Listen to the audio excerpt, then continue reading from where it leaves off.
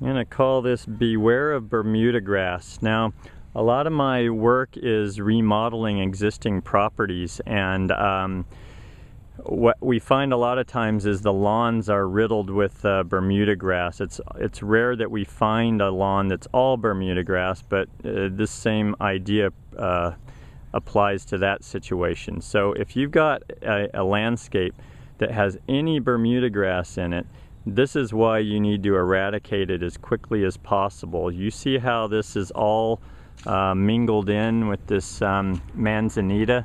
There's no way to get this out of here now without basically taking out the ground cover and cleaning all this out. And these runners that you see, they root, and all they need is a little, one of these nodes right here will create a whole new plant. So if this gets broken off and buried in the soil, if it's not already dead from being poisoned, it will start a new plant. The other thing is that this stuff goes dormant.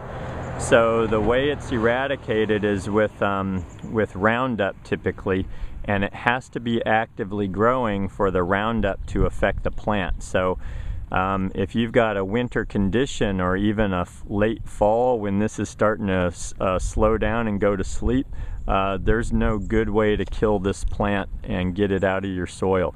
We have landscapers, and all three of the guys I work with, what they do is they wait till spring, they water it, they fertilize it, it needs to be actively growing, and then they poison it with Roundup. And they usually do 2 or 3 applications to fully eradicate it before they feel safe about going in.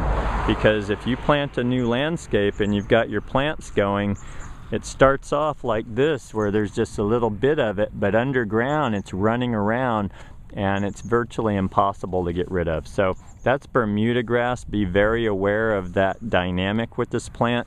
And by the way, this is the seed head, and there are hundreds of little seeds there. So even if you think you're getting rid of the runners, you've got seeds to deal with as well, and that's one of the reasons that you need to take the time to kind of cycle it through, water it, fertilize it to encourage new growth, because the more actively it's growing, the faster it will die. And that's Bermuda grass. Hope you don't have any.